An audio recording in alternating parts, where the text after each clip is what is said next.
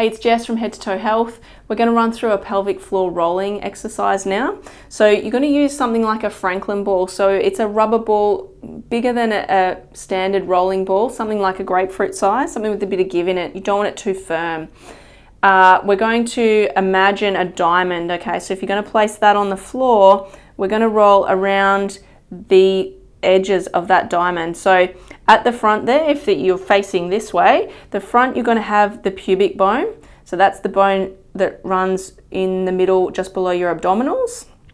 And then on the sides there, you're going to have your sitting bones. So that's what you can feel underneath here. You're actually placing your weight on when you're sitting. And then at the back, you've got the coccyx, which is the bottom bone just under the sacrum, which is a triangle bone at the bottom of the spine.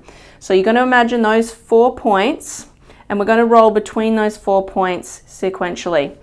We're going to take the ball and we're going to run along each of those sections from the points of the diamond 3 times, backwards and forwards. So you're going to start on the right sitting bone, move towards the pubic bone, and then back 3 times. We're going to go from then the pubic bone to the left sitting bone and back 3 times.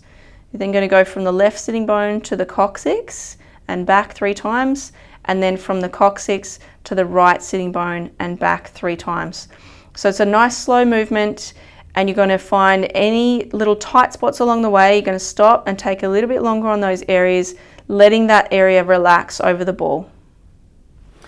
So covering all 4 of those lines between those 4 points, you'll find that that will relax through the pelvic floor. When we're rolling, it's really important to just stay within that 7 out of 10 intensity. And that's especially why it's important to not use a ball that's too firm. That's going to initiate some nervous system response in the wrong direction. So we want to relax the nervous system, allow the skeleton to drop down towards the floor. That being your focus, you'll get a nice response from the pelvic floor.